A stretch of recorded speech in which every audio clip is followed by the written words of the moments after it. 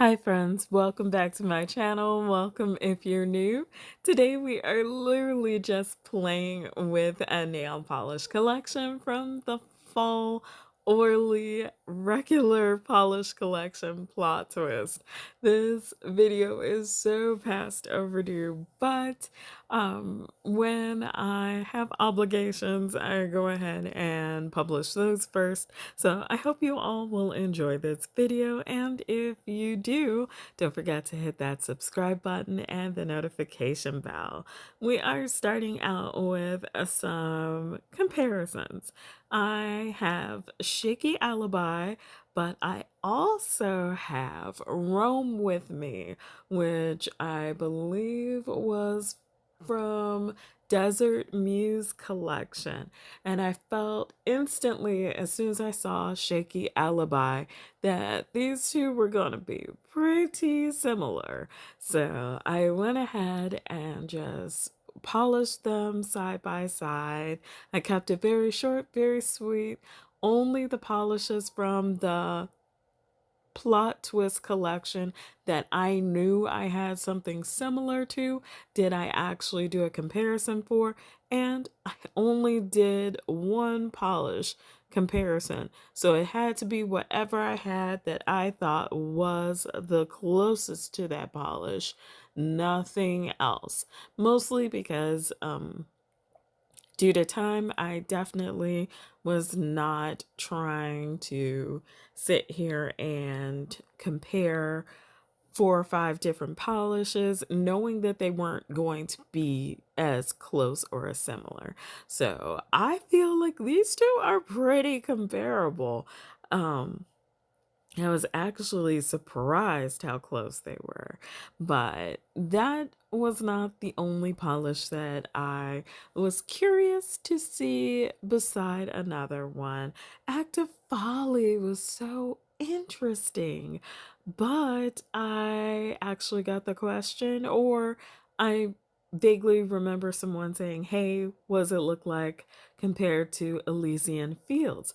Now, Elysian Fields, like Roam With Me, is one of the polishes that I purchased from Orly. So I didn't like everything that I compared Plot Twist polishes to were purchases. So I went ahead and just grabbed it, and I was actually pleasantly surprised how very, very, very different these two are.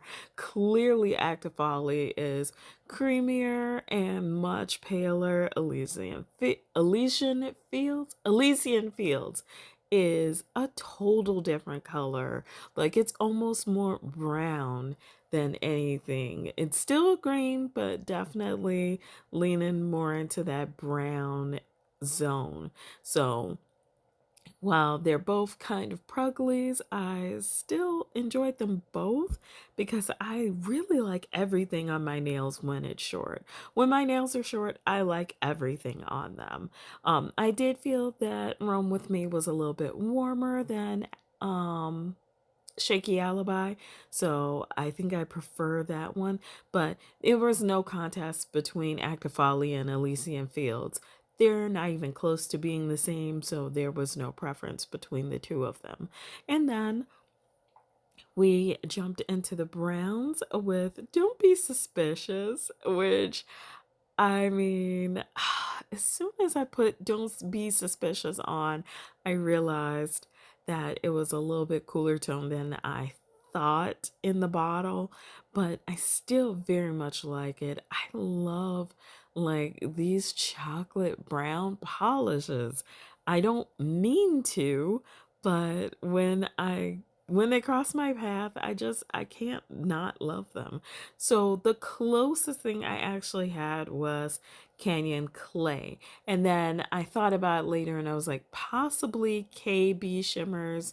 I think, was it What the Fudge? I can't remember the name of the polish, but I was wondering maybe would it be closer, but I didn't have time to dig that one out. So I went with my closest Orly that I have worn and I have swatched. I did want to make that quick little distinction because how am I supposed to compare something that I haven't even worn or swatched to a polish that I have?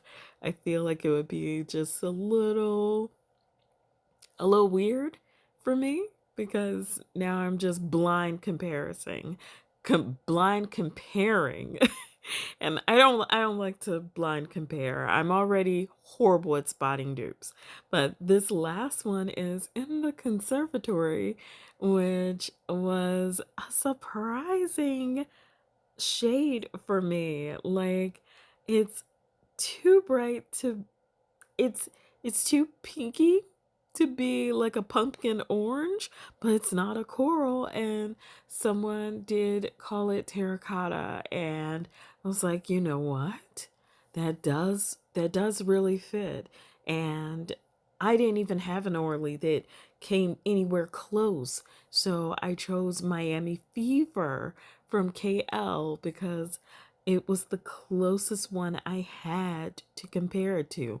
Um, for the record, I did pull my OPIs. My Italian is a little rusty, or I think that was the name of it, and Piazza Cake, which now, of course, I really, really want to wear. But neither of them came as close as Miami. So I went ahead and polished them side by side, and I was pretty impressed with how close I got. Not spot on, but closer than I imagined because I was like, I don't have anything like this color. And it turns out that I did sort of kind of maybe, but not really. So I mean, I still had fun. One is clearly more orange than the other. Again, we kind of fell into that. One is got like a little more notes of brown in it, like with Elysian Fields versus Active Folly. So I don't mind. I feel like overall they are beautiful, and I really like the Skittles. I felt like they made fun Skittle Manis for me, which that could just be me being obsessive and just really enjoying wearing some polishes that I have to usually put away at the end of the season because there's no reason to wear them. And that's kind of how I try to get my polishes worn. Sometimes during the season, sometimes it's based on my mood swings.